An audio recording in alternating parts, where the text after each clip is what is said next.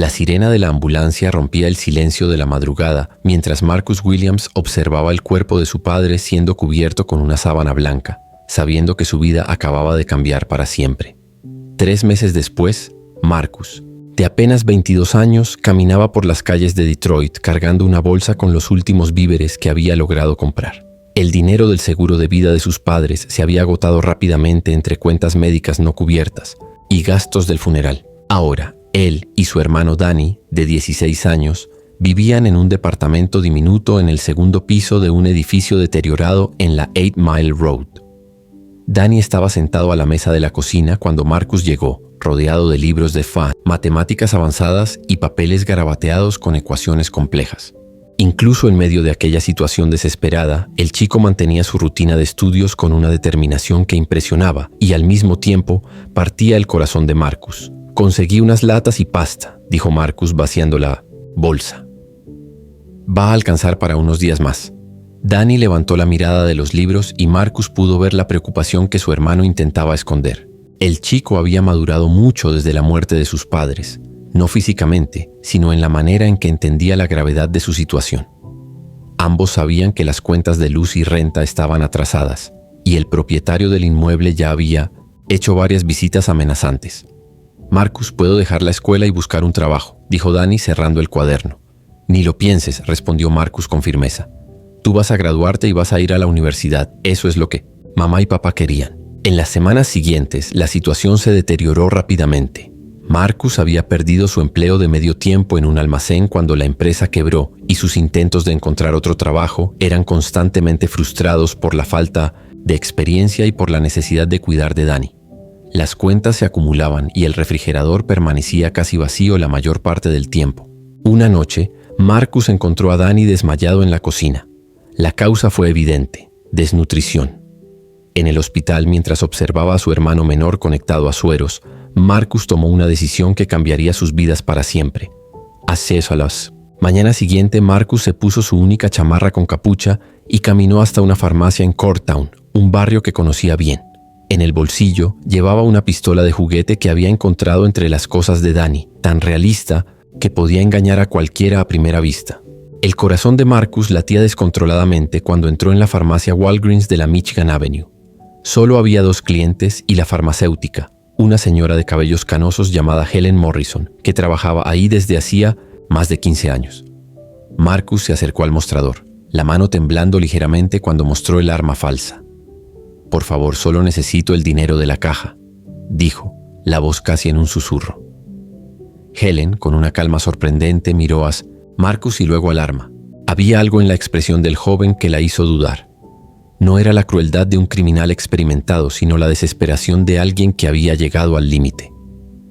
«Hijo, ¿estás seguro de que quieres hacer esto?», preguntó suavemente. Marcus sintió las lágrimas llegar a sus ojos, pero mantuvo el arma apuntada. Yo lo necesito. Mi hermano está en el hospital». Lo que Marcus no sabía era que el sistema de seguridad de la farmacia había sido actualizado recientemente, con cámaras de alta definición que captaban cada movimiento, cada expresión. Tampoco sabía que Helen había accionado discretamente el botón de pánico en cuanto él entró. Cuando las sirenas se acercaron, Marcus seguía parado en el mismo lugar, como si las estuviera esperando. No resistió el arresto, entregando el arma falsa sin ningún enfrentamiento. Durante el trayecto a la comisaría, todo lo que podía pensar era en Danny, aún en el hospital, sin saber lo que había ocurrido. El proceso fue rápido. Marcus fue acusado de intento de robo a mano armada, pero cuando se descubrió la naturaleza del arma y se presentó su situación familiar, el fiscal Jacob Reed decidió reducir la acusación. Helen Morrison, sorprendentemente, testificó a favor de Marcus, describiendo su comportamiento durante el asalto como el de alguien desesperado, no el de un criminal común. Marcus fue condenado a 18 meses de prisión, una sentencia relativamente leve considerando la acusación original. Durante el juicio confesó su culpa y pidió perdón públicamente, no solo a la víctima, sino también a Danny, que estaba presente en el tribunal. En la prisión estatal de Michigan, ubicada en Jackson, Marcus compartió celda con Raymond Ray Butler, un hombre de 45 años que había sido condenado por invadir sistemas bancarios. Ray era distinto de los otros prisioneros, callado, intelectual y pasaba la mayor parte del tiempo leyendo o escribiendo en cuadernos que llenaba con códigos incomprensibles. Tú no perteneces a este lugar, dijo Ray una noche después de observar a Marcus por semanas. Ninguno de nosotros pertenece, respondió Marcus. No, quise decir literalmente. Hiciste una tontería por un motivo noble. La mayoría aquí hizo cosas inteligentes por motivos sórdidos. Con el paso de los meses, los dos desarrollaron una amistad improbable. Ray contó sobre su vida anterior como especialista en seguridad cibernética, antes de sucumbir a la tentación de usar sus habilidades para fines ilícitos. Marcus habló sobre Danny, sobre los padres que habían perdido, sobre los sueños que su hermano aún mantenía vivos. Danny visitaba a Marcus religiosamente cada 2 semanas. El chico había logrado terminar la preparatoria mientras Marcus estaba preso, manteniendo sus calificaciones excelentes a pesar de las circunstancias. Durante una visita particularmente emotiva, Danny llevó una carta que lo cambiaría todo. Marcus, no lo vas a creer, dijo Danny, los ojos brillando de una forma que Marcus no veía desde hacía mucho tiempo. Recibí una beca completa para estudiar ingeniería en la Universidad de Cambridge, en Inglaterra. Marcus sintió una mezcla de orgullo y preocupación. Cambridge era un sueño que parecía imposible para alguien de su origen, pero Danny lo había conseguido. Sin embargo, la idea de estar separado de su hermano, especialmente estando preso, lo atormentaba. Danny, eso es increíble, pero ya sé lo que vas a decir, lo interrumpió Danny. Que no puedo ir porque tú estás aquí. Pero Marcus, esta puede ser nuestra única oportunidad de salir de esta vida. Si logro graduarme, puedo conseguir un buen trabajo. Puedo cuidar de los dos cuando salgas.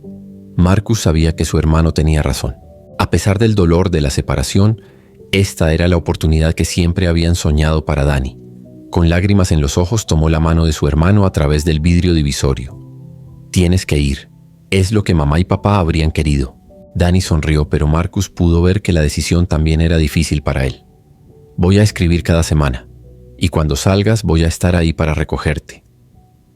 2 semanas después, Danny abordó un vuelo de Delta Airlines en el aeropuerto metropolitano de Detroit con destino a Londres. Marcus recibió una llamada que le permitió hablar con su hermano antes de la partida. Una conversación breve pero cargada de emoción y esperanzas para el futuro.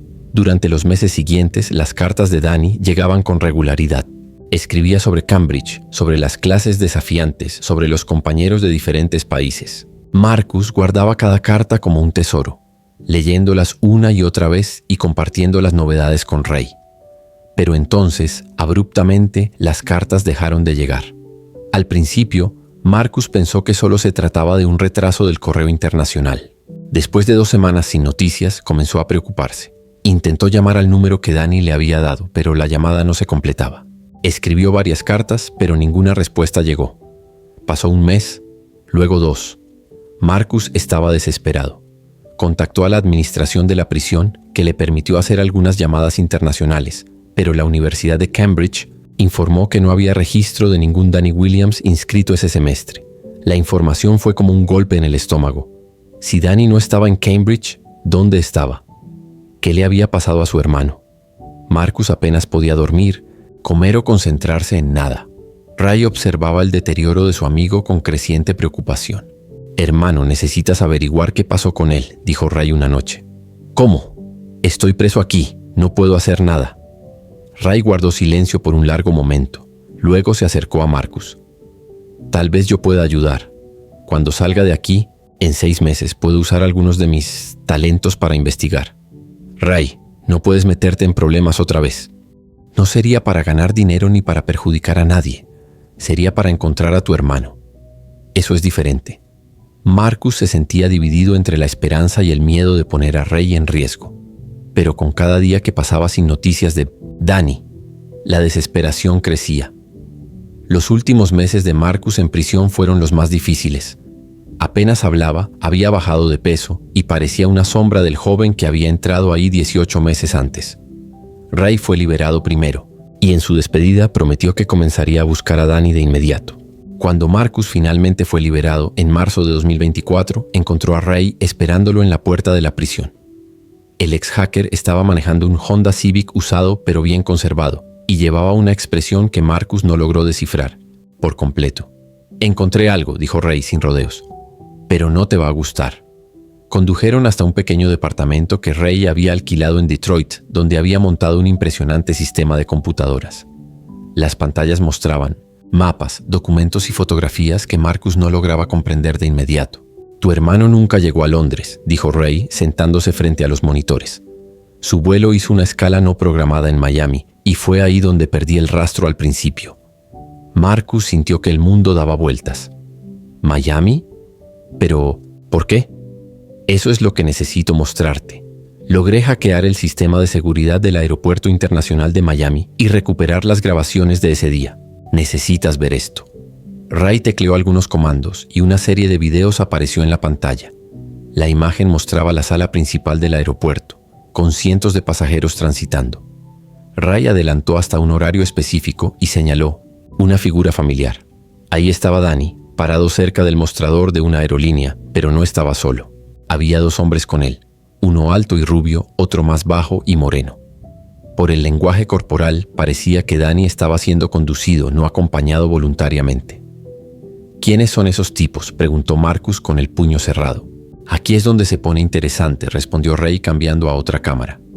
Logré rastrearlos hasta una van que los esperaba afuera.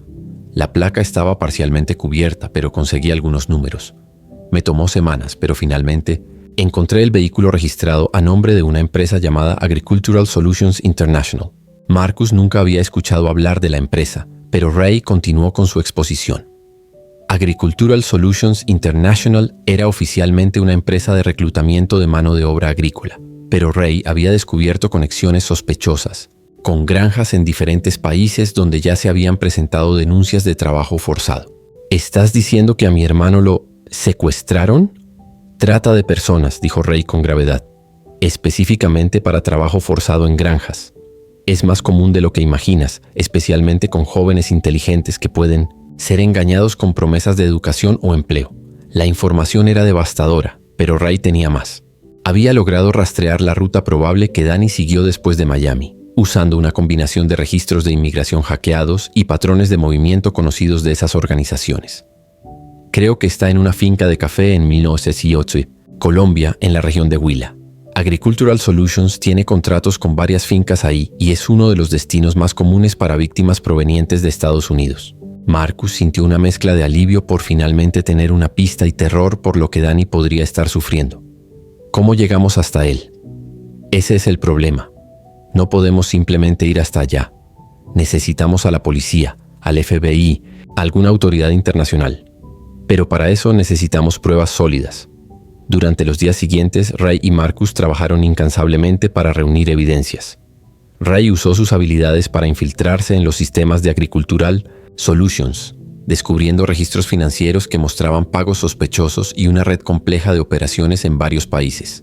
Marcus, por su parte, contactó a todas las organizaciones que pudo encontrar especializadas en trata de personas. Fue a través de una de esas organizaciones, la Coalition Against Human Trafficking, que lograron contacto con la agente especial Sarah Martínez, del FBI. La agente Martínez había trabajado en decenas de casos de trata de personas y reconoció de inmediato la legitimidad de las evidencias que Ray había reunido. Sin embargo, advirtió que las operaciones internacionales eran complejas y tardadas.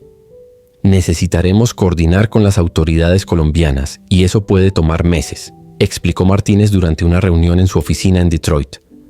«Mi hermano puede no tener meses», respondió Marcus, la voz cargada de desesperación. Martínez entendió la urgencia, pero explicó los protocolos legales que necesitaban seguirse. Sin embargo, también reconoció que las evidencias digitales que Ray había proporcionado eran excepcionalmente detalladas y podían acelerar el proceso significativamente. Mientras esperaban el desarrollo de la operación oficial, Ray continuó monitoreando a Agricultural Solutions. Fue durante ese periodo que hizo un hallazgo que lo cambiaría todo. «Marcus, necesitas ver esto», dijo Ray una mañana claramente alterado. «Logré acceder a las cámaras de seguridad de una de las fincas en Colombia. La imagen en la pantalla era granulada pero inconfundible.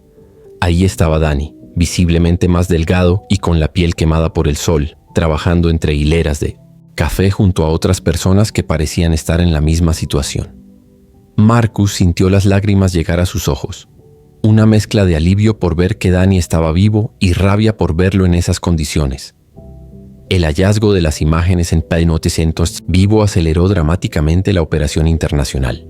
La agente Martínez logró coordinar con las autoridades colombianas una operación para esa misma semana. La operación fue programada para un martes por la mañana. Marcus quería desesperadamente estar ahí, pero Martínez fue categórica.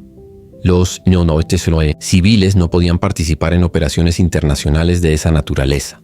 Todo lo que podía hacer era esperar en Detroit, junto a Ray, mientras seguían las noticias a través de contactos en el FBI.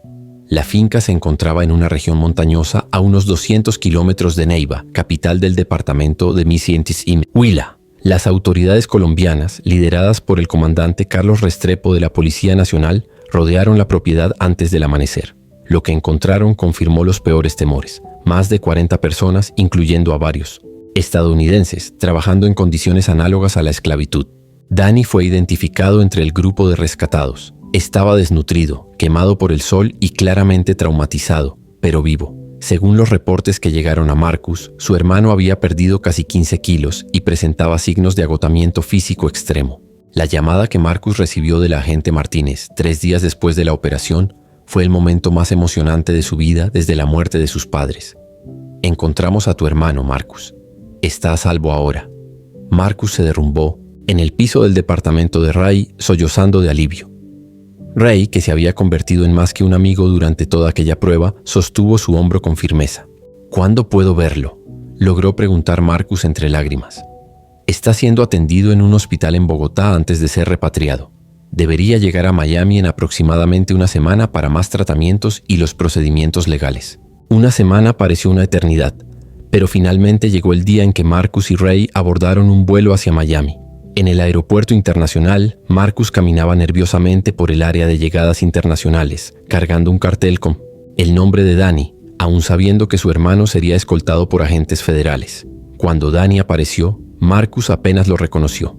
El chico de 16 años que había partido de Detroit parecía haber envejecido años en solo unos 100 meses. Estaba más delgado, con la piel marcada por el sol y pequeñas cicatrices, y sus ojos cargaban una madurez dolorosa que no debería existir en alguien tan joven. Pero cuando sus miradas se encontraron, todo lo que Marcus vio fue a su hermano menor, y todo lo que Danny vio fue a la persona que más amaba en el mundo. El abrazo entre los dos duró varios minutos, ambos llorando sin importarles quién pudiera estar observando. Ray mantuvo una distancia respetuosa, pero Marcus pudo ver que el ex hacker también estaba conmovido. «Perdón, Marcus. Perdón por todo», dijo Danny con la voz ronca. «No tienes nada de qué disculparte. Nada de esto fue tu culpa». En los días siguientes, mientras Danny se recuperaba en un centro médico especializado en víctimas de trata de personas en Miami, la historia completa finalmente salió a la luz. Danny contó, con la ayuda de psicólogos especializados, cómo había sido abordado en el aeropuerto de Detroit por hombres que se identificaron como representantes de una fundación educativa internacional que trabajaba en colaboración con Cambridge. Le habían dicho que había un error en la documentación de su beca y que necesitaban hacer una escala técnica en Miami para resolver cuestiones burocráticas antes de seguir a Londres. Danny, ansioso por no perder su bella oportunidad, había aceptado sin cuestionar. En Miami, fue llevado a un hotel donde otros jóvenes estaban en una situación similar. Ahí, les informaron que había complicaciones adicionales con sus documentos y que necesitarían trabajar temporalmente para cubrir gastos de hospedaje y alimentación mientras se resolvían los problemas. Lo que comenzó como unas semanas de trabajo temporal se convirtió en meses de cautiverio.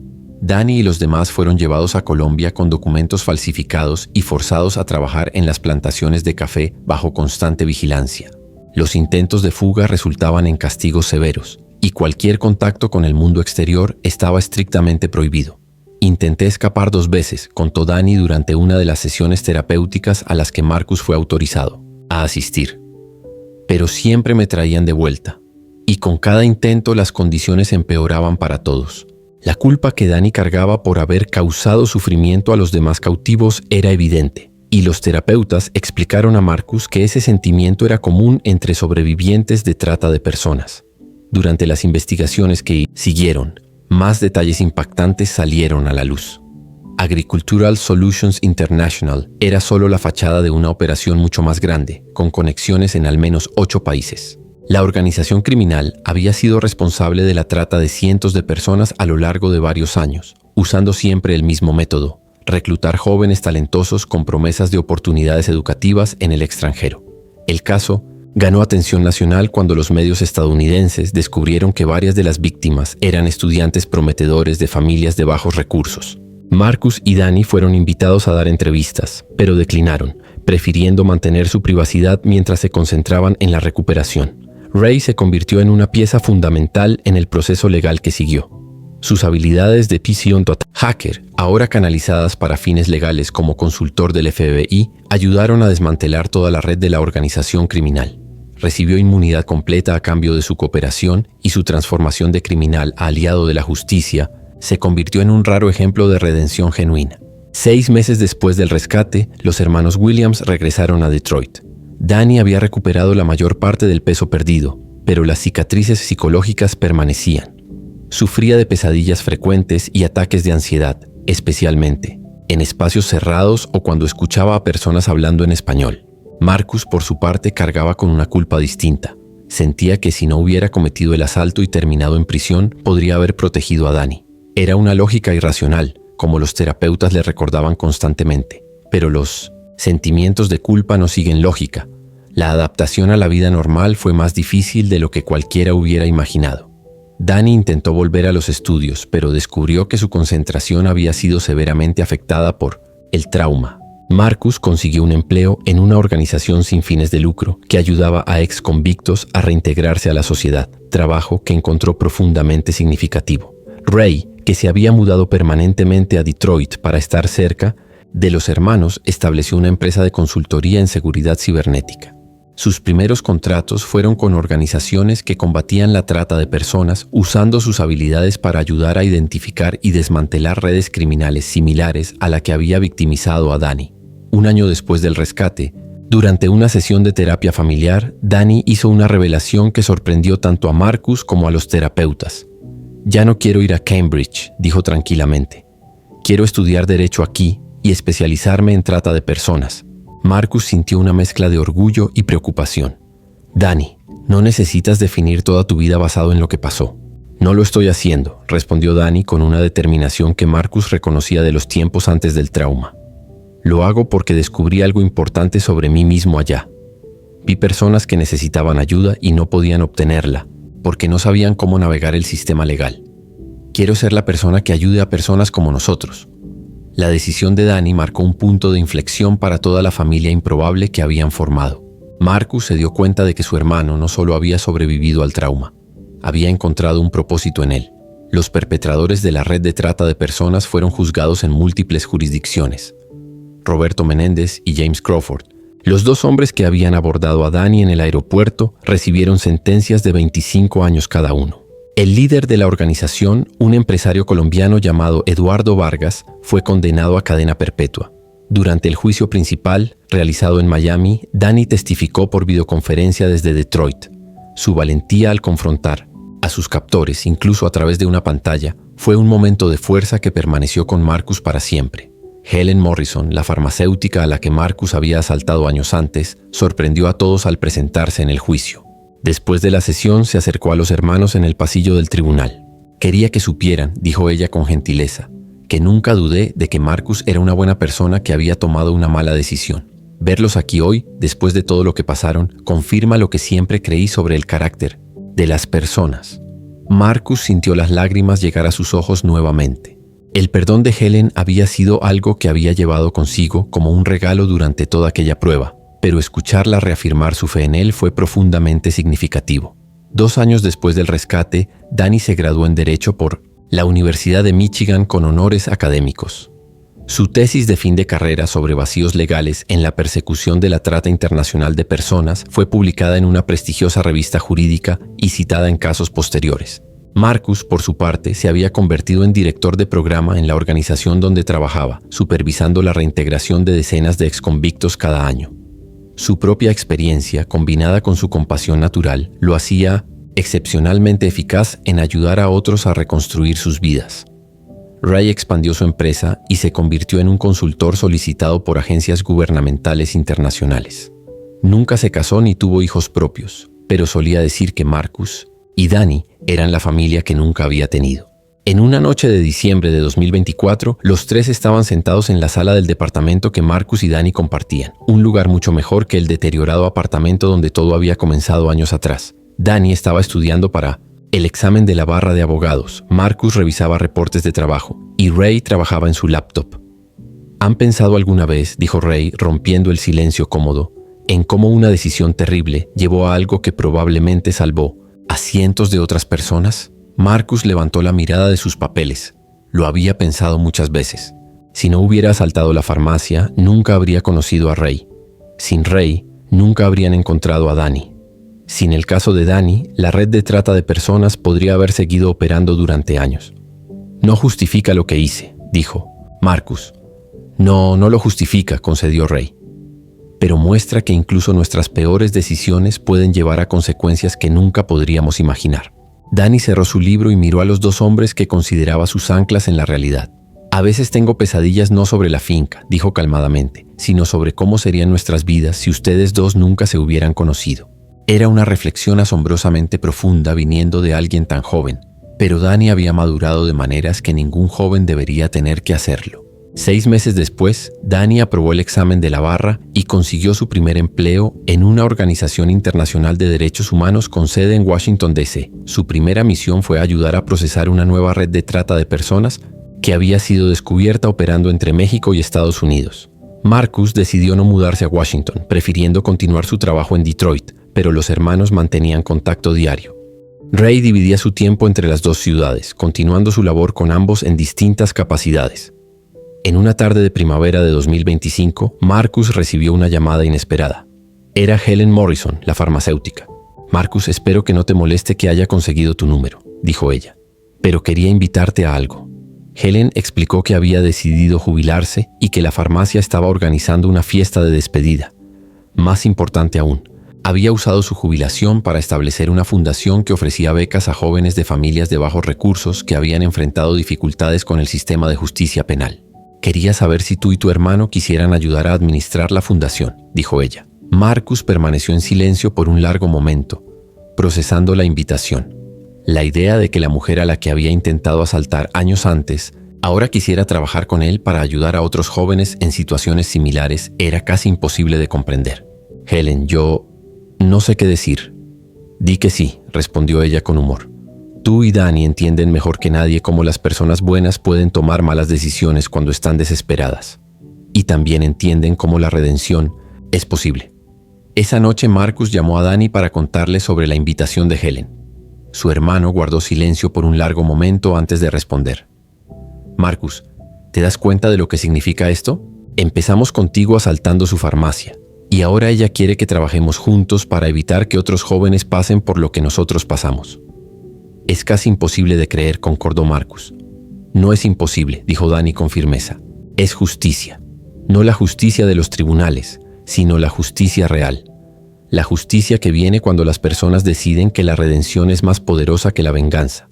6 meses después, la Fundación Morrison Williams estaba oficialmente establecida.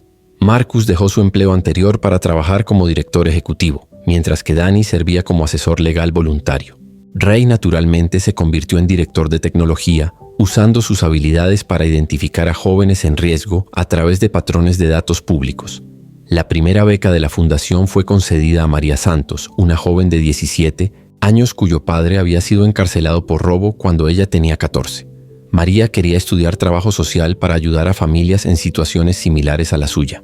Durante la ceremonia de entrega de la beca, realizada en la misma farmacia donde todo había comenzado, Marcus miró alrededor de la sala llena de jóvenes, familiares y miembros de la comunidad. Helen Morrison estaba sentada en la primera fila, sonriendo con orgullo. Ray estaba al fondo de la sala, documentando todo con su cámara. Y Danny estaba junto a Marcus en el pequeño escenario improvisado, listo para entregar el certificado de beca a María. Hace 5 años, dijo Marcus en su discurso, yo estaba en esta misma farmacia tomando la peor decisión de mi vida. Hoy estoy aquí de nuevo, pero esta vez para celebrar segundas oportunidades y la bondad de las personas que creen en la redención. Hizo una pausa mirando a Helen Morrison. Hay personas en esta sala que pudieron haber elegido la ira en vez de la compasión, la venganza en vez del perdón, pero eligieron distinto, y esas decisiones no solo cambiaron mi vida y la de mi hermano, sino que ahora van a cambiar las vidas de decenas de jóvenes cada año. Después de la ceremonia, cuando la multitud se había dispersado, Marcus, Danny, Ray y Helen se quedaron solos en la farmacia. Las luces de la tarde entraban por las ventanas, creando patrones dorados en el suelo. ¿Saben?, dijo Helen rompiendo el silencio. Cuando Marcus entró aquí aquel día, mi primera reacción no fue miedo, fue tristeza. Pude ver en sus ojos que no quería estar haciendo eso. Marcus recordaba vividamente aquel momento. Me preguntaste si estaba seguro de querer hacerlo. Nadie nunca me había preguntado eso antes. Nadie me había dado la oportunidad de reconsiderar una mala decisión antes de tomarla por completo. Todos merecen esa oportunidad, dijo Helen simplemente. Cuando finalmente salieron de la farmacia esa noche, los 4 caminaron lentamente por la Michigan Avenue. Detroit había cambiado mucho desde aquellos días difíciles en que Marcus y Danny apenas tenían dinero para comida. La ciudad se estaba renovando y ellos eran parte de esa renovación, cada uno a su manera. ¿Creen ustedes?, preguntó Danny mientras caminaban, ¿que mamá y papá estarían orgullosos de nosotros? Marcus puso el brazo sobre los hombros de su hermano. Creo que estarían asombrados de lo lejos que hemos llegado. Y creo que también amarían a Helen y a Ray como parte de la familia. Ray, que había permanecido en silencio durante la mayor parte de la noche, finalmente habló. ¿Saben? Pasé la mayor parte de mi vida adulta creyendo que las personas eran básicamente egoístas, que todos solo intentaban sacar ventaja de los demás. Ustedes 3 me demostraron que estaba completamente equivocado. Helen sonrió. Todos aprendimos lecciones que no esperábamos aprender. Mientras se separaban para ir a sus respectivas casas, Marcus reflexionó sobre el viaje que los había llevado hasta ahí. Hubo momentos en que todo parecía imposible, cuando Danny había desaparecido, cuando él mismo estaba en prisión sintiéndose totalmente impotente, cuando el futuro parecía no existir. Pero las personas a su alrededor habían tomado decisiones que lo cambiaron todo. Helen había elegido la compasión en vez del miedo. Ray había decidido usar sus habilidades para ayudar en lugar de hacer daño. Danny había decidido transformar su trauma en propósito, y él mismo había aprendido que la redención no era algo que se lograba una vez, sino algo que se practicaba todos los días. La Fundación Morrison Williams continuó creciendo en los años siguientes. Cientos de jóvenes recibieron becas, mentoría y apoyo legal. Muchos se convirtieron en profesionales exitosos, y varios regresaron como voluntarios para ayudar a la siguiente generación. Pero quizá el impacto más significativo no eran los números ni las estadísticas, sino las vidas individuales que habían sido transformadas. Como la de Marcus, que aprendió que un momento terrible no definía una vida entera. Como la de Danny, que descubrió que sobrevivir a un trauma podía significar ayudar a otros a hacer lo mismo. Como la de Ray, que encontró verdadera redención usando sus talentos para el bien.